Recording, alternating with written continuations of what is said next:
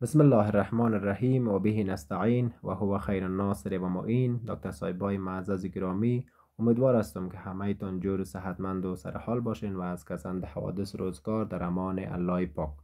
همه قسم که شما مستحضر هستین، ما کورس رایگان ترمینولوژی طبی یا اصطلاح شناسی طبی را از طریق چنل یوتیوب فاین مید با شما ارائه میکنیم و لذا صمیمانه است تمام شما تقاضامند هستیم تا لینک چنل یوتیوب را به دوستان و دکتر صاحبان دیگه به اشتراک بگذارین تا از این کورس استفاده بکنن.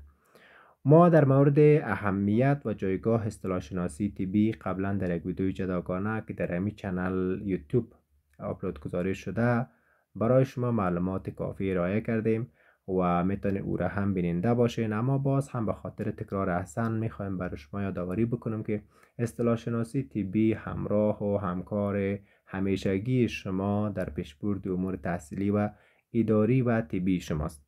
اگر میخواین که در عرصه طبابت و همچنان در پیشبرد امور محوله، در گرفتن تاریخچه و همچنان در نوشتن راپورها، دیسچارج های مریض و همچنان در قسمت تحقیقات علمی و پژوهش های علمی دست بالا داشته باشین، پس در کورس های ترمینولوژی طبی اشتراک بکنین و در بخش اصطلاحات و همچنان واژه شناسی طبی مطالعه بکنید که همراه خوب و همکار خیلی عالی و مهارتی بسیار زیبا است. با درسای خود ادامه میتیم. قبلا در مورد اصطلاحات مربوط به حجره، اصطلاحات مربوط به انساج، اصطلاحات مربوط به ارگان ها و همچنان یک مقدار اصطلاحات در مورد ساخت سیستم های بدن برای شما ارائه شد و سیستم های بدن بعداً به طور نوبتوار برای شما مورد بررسی ترمینولوژیکی قرار میگیره و درس هایش در همین چنل یوتیوب انشاءالله با توفیق خداوند پاک آپلود خواهد شد. ما در این درس بدن را به طور کلی در نظر میگیریم و اصطلاحات مربوط به بدن را و کل بدن را مورد مطالعه قرار میدیم. در قدم اول اهداف درس را یک بار یادآوری میکنیم. اهداف ای درس در مورد اصطلاحات مربوط به جهتها، اصطلاحات آناتومیک، اجواف بدن، اصطلاحات مربوط به موقعیتها و اجزای کلمه که مربوط به ساختمان های بدن است مورد مطالعه قرار میگیره.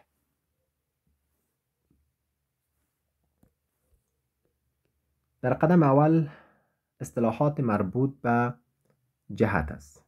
جهت ها دارای اصطلاحات مشخص و معین خودش می باشه و به خاطر از اینکه ما بتانیم موقعیت های ارگان های بدن را خوب تثبیت و تعیین بکنیم، نیاز به اصطلاحات داریم که بتانیم توسط از او به مو آدرس مشخص ما برسیم. لذا جراحان، دکتر صاحبان به خاطر تعیین موقعیت درست یک نقطه مشخص از اصطلاحات علمی و از اصطلاحات جهت ها استفاده میکنه و ارزیابی انسان از لحاظ آناتومیک در حالت آناتومیک قرار میگیره و یک پوزیشن وجود داره که او پوزیشن آناتومیک هست و در واقع این پوزیشن دارای اوصاف به خصوص خودش می باشه که در اینجا برای شما یادآوری میشه. اولا حالت آناتومیک یا موقعیت آناتومیک که یک انسان قرار میگیره باید به صورت عمود و یعنی به صورت استاده باید باشه و همچنان وجه مریض به صورت پیشرو باید باشه، یعنی به طرف پیشروی رخ به رخ باید نگاه بکنه و دست ها یعنی بازوها به اطراف باید باشه و کف دست به طرف پیشروی و همچنان پاها باید موازی باشه که شما در این تصویر همه اینا را به صورت بسیار خوب میتونین مشاهده بکنین. در قدم اول این فرد که در اینجا عکسش آمده کاملا به صورت عمود ایستاده می باشه و همچنان به طرف پیشروی نگاه میکنه و همچنان دست ها در کنارها قرار می داشته باشه و کف دست به طرف رویش به طرف پیش روی می باشه و همچنان پاها به صورت موازی در اینجا قرار می داشته باشه. اینمی حالت یک حالت کاملا اناتومیک است. اصطلاحات که مربوط به جهت ها میشه در افغانستان از اصطلاحات عربی زیاد استفاده میشه و در پوهنتون علوم طبی کابل و همچنان سایر پوهنتون ها و دانشگاه های ولایات در افغانستان از اصطلاحات عربی استفاده میکنه. به مخاطر ما در این سلاید فقط اصطلاحات مترادف عربی و رایج افغانستان را برای شما یادآوری میکنم و بعدا در مورد چگونگی و اوصاف آن بعد از اینکه ما پلان های بدن شناختیم برای شما گپ خواهد زدیم. در قدم اول شما ببینین انتریر در افغانستان اصطلاح رایجی که استفاده میکنه انتریر یا وینترال برایش میگه قدامی و همچنان جهت پشت سر یا عقب را یا دورسل را در افغانستان اصطلاحی که استفاده میکنه برش خلف میگه، خلفی یا خلف. و میدیال اصطلاح مترادفش در افغانستان برش در کتاب های درسی از اونسی استفاده میکنه و لترال هم از اصطلاح وحشی برش استفاده میکنه و پراگزیمال هم اصطلاح استفاده میشه. گاهی از ممکن از نزدیک و از برای دیستال از اصطلاح دیستال و یا از اصطلاح دور استفاده صورت بگیره. و همچنان برای اصطلاحات سوپریر برش میگه که علوی و برای اصطلاح اینفریر برش میگه سفلی. برای اصطلاح کرانیال برش میگه قحفی یا رأسی، قحفی.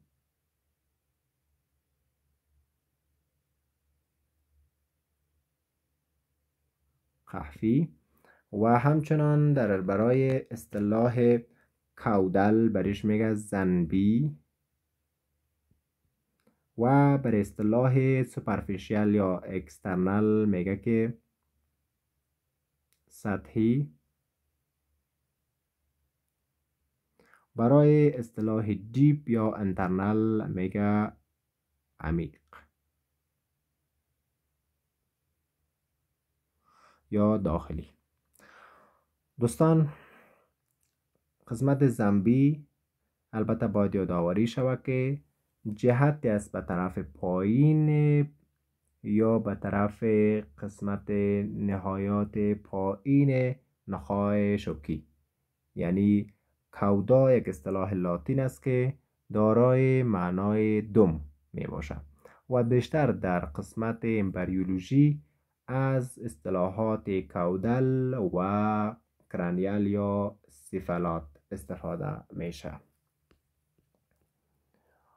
در قدم اول میایم درباره پلان ها بحث میکنیم. پلان ها بدن را به قسمت های مختلف تقسیم میکنه و در مجموع 3 پلان عمده در طبابت مورد استفاده است و همچنان به خاطر جهت ها ازش استفاده میکنه. در قدم اول شما ببینین اصطلاح کورونال که به نام فرانتال هم یاد میشه از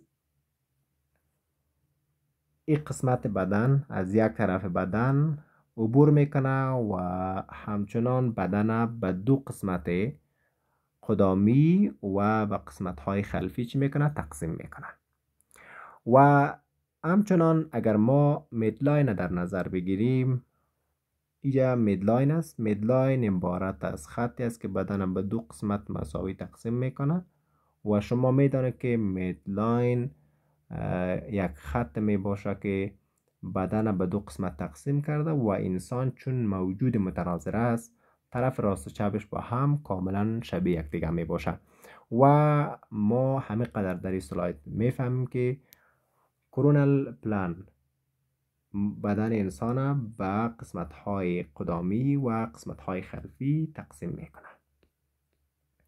بعد پلانی که وجود داره پلان ساجیتال است. پلان ساجیتال از طرف پیش روی به طرف پشت سر عبور میکنه و بدن به دو قسمت راست و به قسمت های چپ تقسیم میکنه. و اگر پلان از خود میدلاین عبور بکنه، یعنی در واقع از یک قسمت که همونجا که میدلاین است این پلان هم عبور بکنه، در اون صورت باز برای شما میگیم که این مید ساجیتال یا میدیال پلان هست و بدن به دو قسمت راست و به قسمت چپ چی میکنه؟ تقسیمات میکنه. پلان سومی که وجود داره پلان هوریزونتال پلان است، یعنی پلان مستعرض. پلان مستعرض را شما میفهمین که این پلان از قسمت عبور میکنه که بدن به دو قسمت بالا و پایین تقسیم میکنه که در افغانستان از اصطلاح علوی و پایین تر از اصطلاح خلفی چی میکنه؟ استفاده میکنه و بدن به قسمت های علوی و خلفی تقسیم میکنه. بحث بعدی ما درباره اجواف بدن است. اجواف بدن در مجموع به خاطر از اینکه خوب مورد مطالعه قرار بگیره به دو قسمت عمده تقسیم میشه. ما یک دورسال کاویتی داریم، یک هم وینترال کاویتی داریم یا اجواف خلفی و اجواف قدامی داریم که بعد از او باز میایم در قسمت اجواف خلفی بحث میکنیم که اجواف خلفی به نوبه خودش باز به اجواف قحفی و اجواف نخایی تقسیم میشه. شما اینجا ببینید اینجا اجواف می باشه و اجواف در واقع یک خالیگاه هست که در داخل از او اعضای داخلی بدن موجود می باشه. شما اگر همی جوف قحفی را ببینید در داخل از زی برین یا دماغ موقعیت می داشته باشه و در این محفظه هم چی ای سپاینال کورد است، نخا اینجا چی می باشه؟ موجود می باشه. همه قسم به طرف پایین میایم، اینه میگه طرف کودل. ای که ما به طرف بالا میریم اینه به نام چی میگه؟ بالا به طرف سیفالاد یا به طرف کرانیال میگه. این دو کویته در خلف وجود می داشته باشه و کویته هایی که در پیش روی موجود می باشه اول کویته توراسیک است یا در افغانستان برش جوف صدری برش میگه و در پایین تر از این جوف بطنی وجود می داشته باشه که جوف صدری از جوف بطنی توسط یک لایه عضلی جدا شده که به نام حجاب حاجز یا در اصطلاح انگلیسی برش میگه دیافراگم جدا شده می باشه. بعد از او ما در قسمت پایین ابدومینال کویتی یا همو خالگاه بطنی را داریم و بعد از او هم خالگاه حوصلی است یا جوف حوصلی می باشه که جوف حوصلی از جوف بطنی جدا نمی باشه. به مخاطر ما ایره گگای در یک جوف در نظر می گیریم و از ابدومین و پیلوی کویتی برای چی می کنیم؟ استفاده می کنیم. و پریتونیم چی است؟ پریتونیم در واقع یک لایه است که تمامی ارگان های موجود در بطن چی کرده؟ پوشانیده.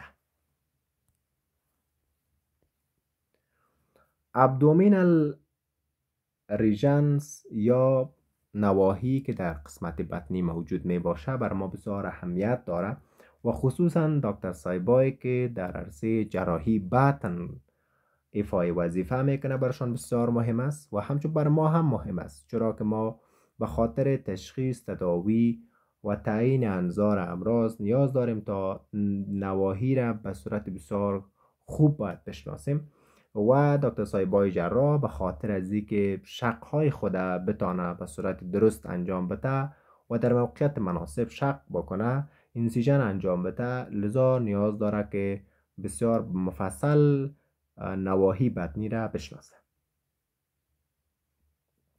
ما در نواحی بطنی نوگانه 3 ساحه داشته می باشیم که در قسمت در بین یا در قسمت وسطی موجود می باشه و 6 ناحیه دیگر ما داریم که در اطراف چی میکنه؟ موجود می باشه، در اطرافش موجود می باشه. 3 ناحیه که در قسمت مرکزی بطن موجود می باشه، اینی ساحه را ما ساحه چی میگیم؟ امبلیکال میگیم که در این قسمت سره موجود می باشه. البته اصطلاح کامل نامیانش ناف است که در اصطلاح رایج افغانستان بهش سره میگه و بالاتر از او قسمت اپیگاستریک است. اپیگاستریک ناحیه بالاتر از معده است و هایپوگاستریک یا نقطه پایینتر از معده است که سه ناحیه مرکزی در نظر گرفته میشه و نواحی اطرافش که عبارت از لفت هایپوکاندریاک. لفت هایپوکاندریاک کاندر اصطلاحی است که به خاطر غضروف استفاده میشه و هایپو که شما میفهمین پایین معنا میده، یعنی پایین تر از غضاریف است که البته اینجا غضاریف ازلا موجود می باشه. و دیگه قسمت لفت لومبر است. لومبر ساحه قطنی را میگه، البته ما در اصطلاح رایج افغانستان برش قطنی میگیم، در عامیانه برش کمر میگه. و لفت الیاک است که الیاک ناحیه است که استخوان الیوم در اینجا چی موقعیت می داشته باشه. و همچنان امور قسم سه ناحیه دیگه با همون نام البته در طرف راست چی میکنه موجود می باشه. ما یک تقسیمات دیگر به اساس کوادرانت ها هم داریم که در اینجا فقط از دو خط عمودی و افقی استفاده میشه و بطن را به 4 ناحیه upper right quadrant, upper left quadrant, lower right quadrant و lower left quadrant چی کرده؟ تقسیمات کرده.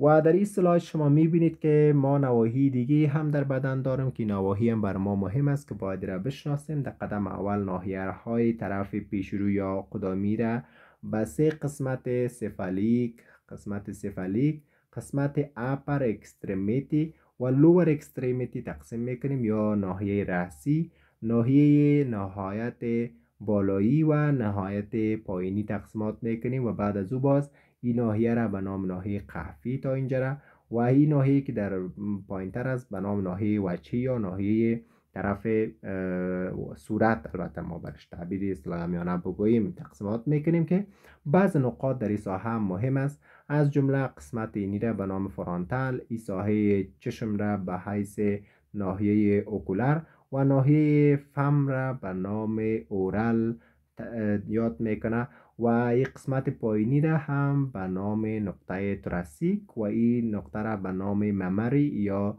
نقطه است که به نام نقطه صدوی یا نقطه‌ای که صدیه ها وجود می داشته باشه و این نقطه را به نام نقطه اکزلری که در افغانستان برش نقطه ابتی برش میگه.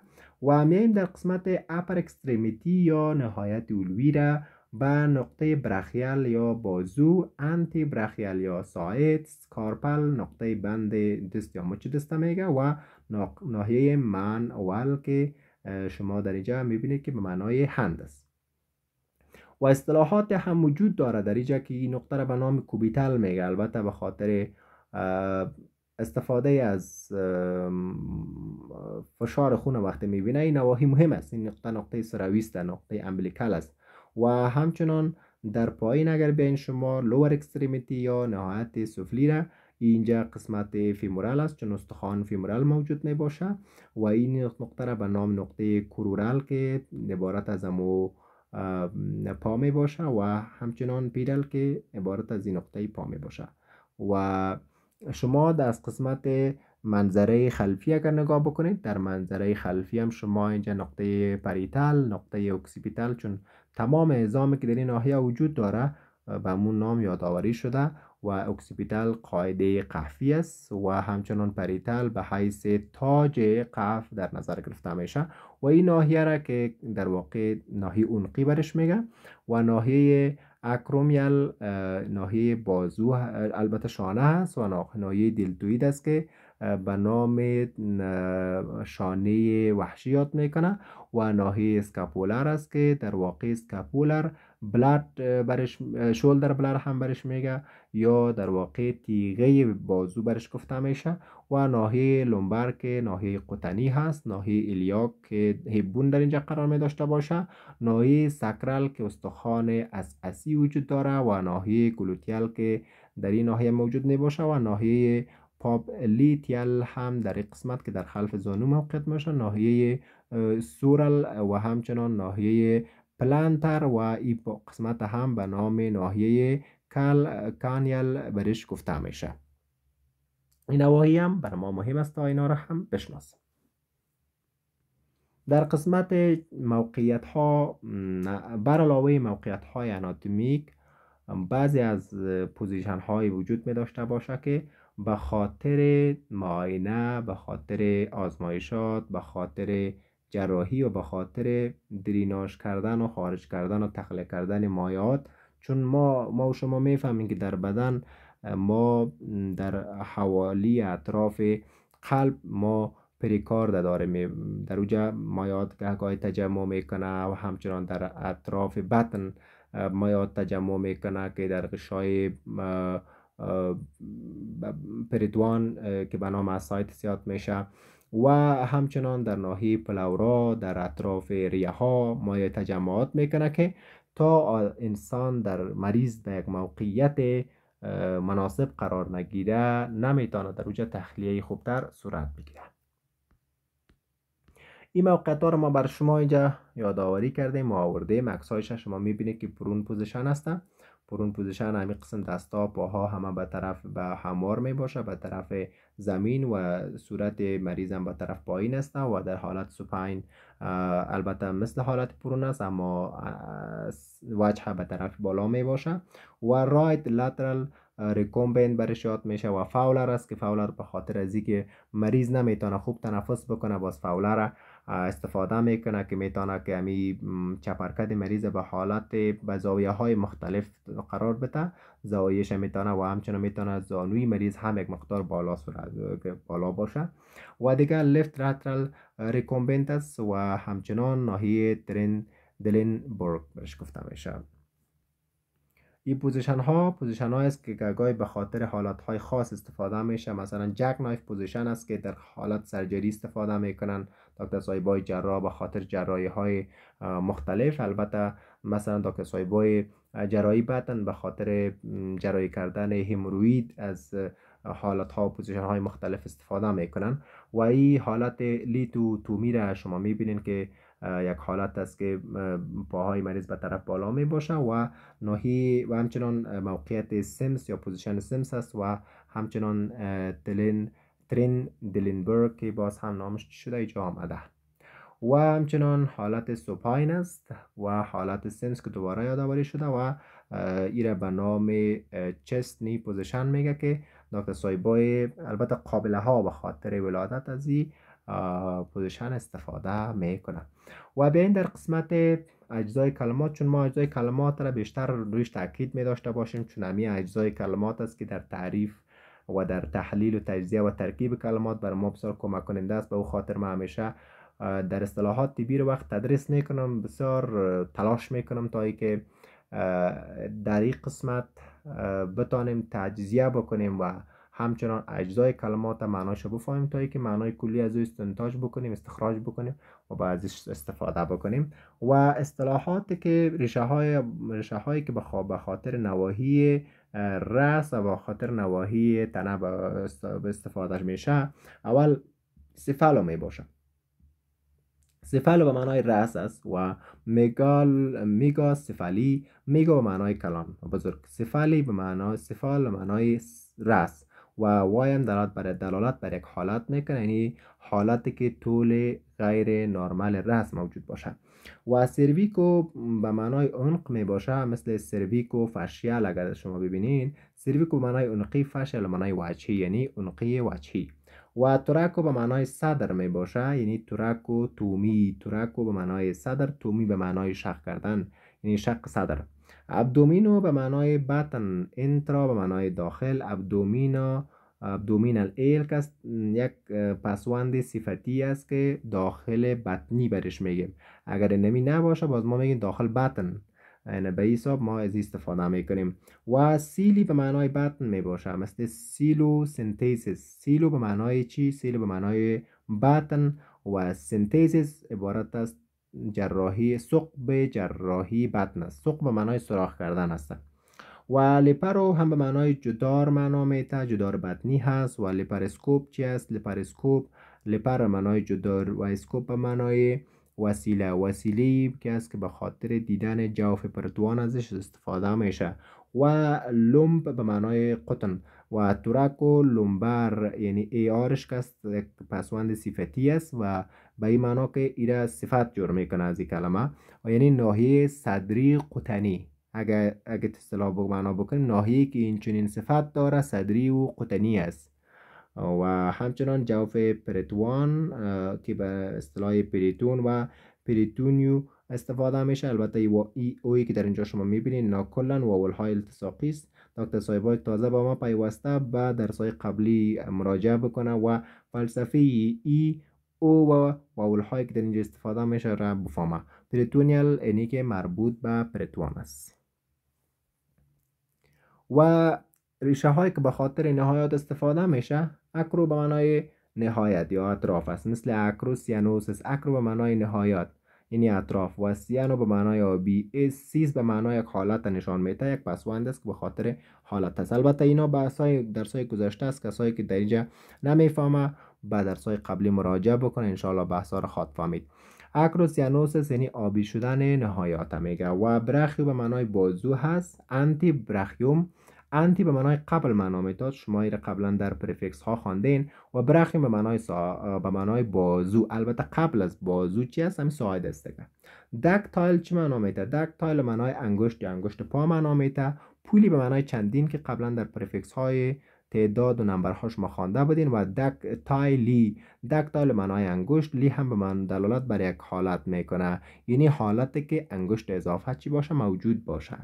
پیدو به معنای پا هست و پیدومتر هم، پیدو به معنای پا یا قدم و متر هم به معنای و اندازه‌گیری قدم، وسیله اندازه‌گیری قدم به نام پیدومتر یاد میکنه. و پود هم به معنای پا هست که پودیاتریک عبارت از علمی که به تداوی مطالعه پا چی داره سر و کار داره. البته این اصطلاح پودیاتریک را اینی پسوند یاتریک را شما قبلا در درسای قبلی خواندین و دکتر صاحبایی که درسای قبلی را دیده حتما متوجه موضوع است. پریفکس ها یا پیشوان هایی که به خاطر بیان موقعیت ها و جهت ها استفاده میشه. سرکیوم به معنای اطراف است، مثل سرکیوم اورال. سرکیوم به معنای اطراف، اورال به معنای دهن، یعنی اطراف دهن یا اطراف فم در افغانستان برش میگه. پیری به معنای چیز؟ به معنای اطراف، یعنی پیری اوربیتال. پیری به معنای اطراف، اوربیت به معنای چشم، تل ال به اصطلاحی و صفتی است، ببخشید پسوند صفتی است، یعنی اطراف چشمی، یعنی نواحی که این چنین صفت داره در اطراف چشم است. و این اگه اصطلاح معنا بکنیم بهتر خواهد فهمیدین. انترا به معنای چیست؟ انترا به معنای داخل، انترا واسکولار. بازم ایار میبینید یک اصطلاح یک پسوند صفتی است که به این معنا داخل وعایی. اگر معنا بکنیم داخل وعایی بگوییم بهتر است تا که داخل اویه، یعنی یا داخل اویوی هم بگوییم بهتر است. یعنی ما به این صورت اگر نوشته بکنیم بهتر معنا میده. ایپی به معنای چیز؟ به معنای بالای. اپیتلیال، ایپی به معنای بالای. تلیال، اپیتلیال یک لایه محافظتی هست که به خاطر پوشاندن ارگان ها و همچنان پوشاندن بعضی کویته ها استفاده میشه. اکسترا به معنای بیرون و اکسترا توراسیک. اکسترا به معنای بیرون، تورک به معنای صدر، ایکم به معنای همو پسوند صفتی است که به معنای خارج صدری معنا میده. و اینفرا به معنای پایین، اینفرا به معنای پایین. اسکاپول به معنای همو تیغی شانه را میگه که یک عظم در شانه است. و ایارم صفت نشان میده، یعنی تحت شانه ای برش بگویم. اصطلاح سب به معنای تحت معنا میده و سب به معنای تحت.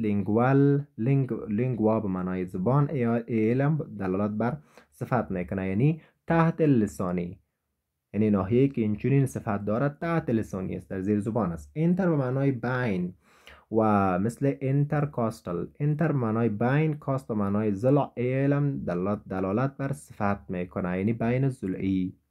جکستا به معنای چیست؟ به معنای نزدیک یا به معنای مجاور. جکستا پوزیشن، جکستا به معنای نزدیک، پوزیشن به معنای موقعیت. موقعیت نزدیک یک ساختمان دیگر میگه. پارا به معنای چیست؟ پار به معنای هم به معنای نزدیک و مجاور، مثل پارا سجیتل. پاراساجیتال یعنی نزدیک با پلان ساجیتال که قبلا پلان های ساجیتال و کورونال و پلان های ترانسورس برای شما با تفصیل در سلایدهای قبلی رایع کردیم. ریترو به معنای خلف، پشت سر. ریترو یورین، ریترو به معنای پشت سر، یوترین به معنای رحم، البته خلف رحمی میشه، و سوپرا هم به معنای بالا و سوپرا پاتیلر، سوپرا به معنای بالا، پاتیلر هم عینک زانو را میگه، یعنی فوق عینک زانویی. اصطلاحاتی که در مجموع در نظر گرفته میشه و به خاطر دانستن تمامی بدن اگر شما در نظر بگیرید اصطلاحی مربوط به تمامی بدن میشه، این اصطلاحات یاد داشته باشین. البته یک اشتباهی که در قسمت سلاید شده، دیجیت به معنای انگشت می باشه و انگشت یک واقع یک میتونه انگشت پا باشه، میتونه انگشت دست باشه، البته صفتش میشه دیجیتال. و اپیگاستریوم یعنی فوق معده است، یک ناحیه را نشان میده، و فندس به معنای قبه هست.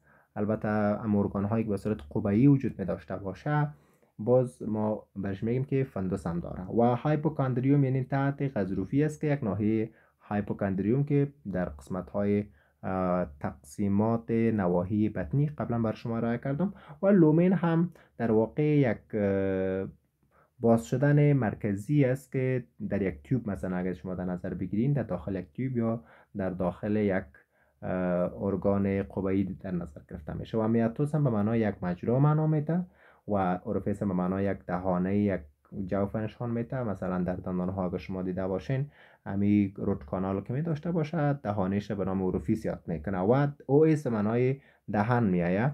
و همچنان سپتوم به معنای حجاب است که یک پرده می باشه، یک دیواره می باشه، یک جدار می باشه که کویته ها را به دو قسمت تقسیم میکنه. مثلا حجاب ها بیشتر، البته در حجاب در انف وجود می داشته باشه، و سینوس هم یک کویته، یک عضو مجوف است که در بین عظام وجود می داشته باشه که سینوس میتونه سینوس مگزیلری، فرانتال، مثلا اسفینوید و اینا باشه. و همچنان میتونیم در آخر هم از معصره یاد بکنیم که به نام اسفینکتر یاد میشه. معصره در قسمت های مختلف بدن استفاده البته وجود داره و به خاطر کنترل مواد غایطه در انال کانال معصرات استفاده بسیار مهم داره و معصرات هم در قسمت های اعضای داخلی بطنی وجود می داشته باشه. امیدوار هستم که درس را تا اینجا خوب فهمیده باشین. خداوندا چنان کن سرانجام کار تو خوشنود باشی و ما رستگار. بازم یک بار دیگه از دکتر صاحبای عزیز خواهان هستیم که در قسمت ازی که درس ها هم رشد بکنه و دکتر صاحبای بیشتر مستفید شه و میتونه که لینک چینل با دوستانتان اشتراک گذاری بکنین و فراخوان بدین در واقع که دیگرها هم از درس ها استفاده بکنه. و امیدوار هستم که درس مفید تمام شوه. و اگر سوال در قسمت اصطلاحات مربوطی درس باشه میتونید در کامنت ها پرسان بکنید. در زودترین فرصت که ما بتانیم برای شما پاسخ انشالله ارائه خواهد کردیم. برای تمام عزیزان و تمام دکتر صاحبای گرامی محصلین گران قدر آرزوی موفقیت، سلامتی و بهروزی دارم. موفق و سربلند و شادکام باشید. زنده باد افغانستان. السلام علیکم و رحمت الله و برکاته.